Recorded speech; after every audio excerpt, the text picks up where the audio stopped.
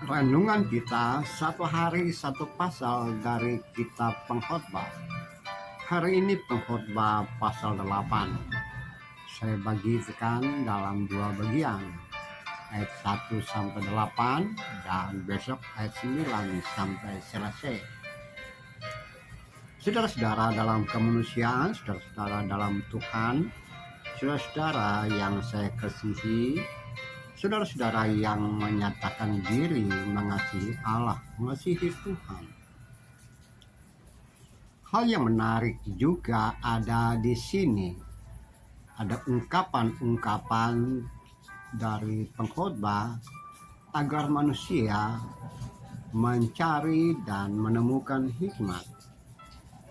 Seperti pasal-pasal sebelumnya, bukan sekedar berbicara tentang kesia-siaan hidup, namun juga memperlihatkan kepada saudara dan saya hikmat.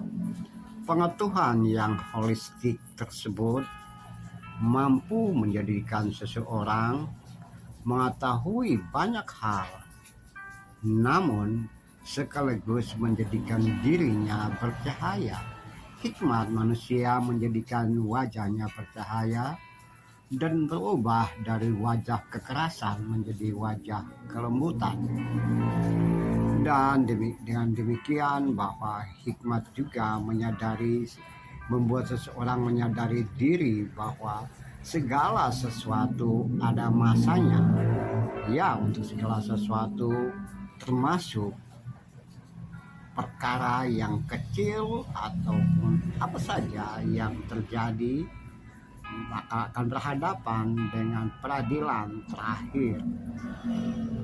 Sungguh, kata pengkhotbah, siapa yang mampu menahan angin, siapa yang mampu bercerita tentang hari besok, ya, tentang besok yang belum terjadi, dan tidak ada seorang pun berkuasa terhadap hidup dan kehidupan dan juga kematian. Jelas bahwa hikmat menjadikan seseorang menyadari diri bahwa di dalam keterbatasan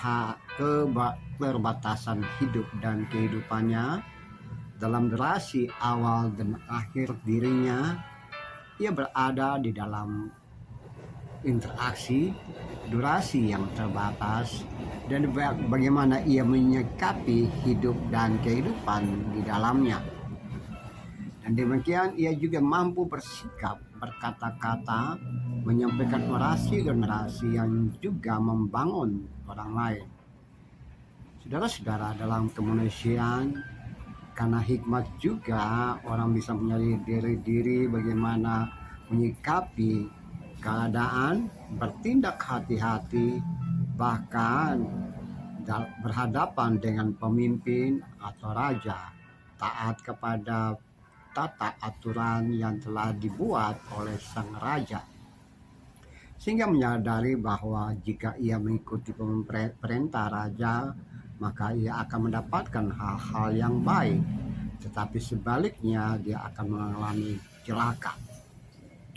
Nah, dalam konteks seperti itulah saya bawa kepada saudara dan saya sebagai orang percaya, orang yang mengenal hikmat, orang yang mengasihi Allah dan mencintai Tuhan.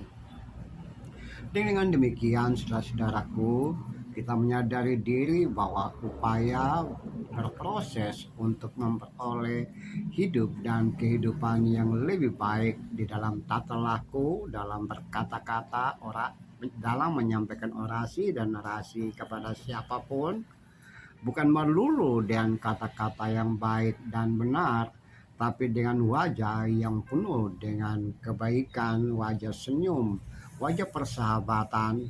Karena dari wajah yang seperti telah terpancar hikmat yang telah kita dapatkan dari Allah, yang kita peroleh dari hasil belajar dan interaksi kita dengan Allah dan firman-Nya. Dan bukan itu saja, tapi juga bagaimana kita bersikap di hadapan orang lain, raja, para pembesar, dan sesama kita. Kita juga menyadari diri sebagai orang yang terbatas, yang hidup dalam batasan yang telah diatur oleh Allah untuk kita. dalam durasi awal dan akhir kehidupan kita. Nah, bagaimana kita mengisi hidup seperti itu? So, bukan saja kita menjadi orang yang smart, yang pintar, yang berpengetahuan dan terampil, tapi kita juga menjadi orang yang mampu memperoleh hikmat, mampu berproses sehingga kita menjadi teladan bagi orang lain. Hikmat adalah sesuatu yang penuh dengan holistik. Hikmat merupakan juga pengetahuan dan yang holistik, pemahaman yang menyeluruh dan upaya diri untuk bertindak sesuai apa yang ada di dalam satu perkara, satu hal. So, mari saudara-saudaraku, kita bertindak sesuai apa maunya Tuhan, sesuai dengan apa yang telah diberikan Tuhan kepada saudara-saudara di dalam keterbatasan, di dalam kelebihan, di dalam interaksi, dan dalam hidup dan kehidupan sehari-hari. Terpujilah Kristus, haleluya, amin.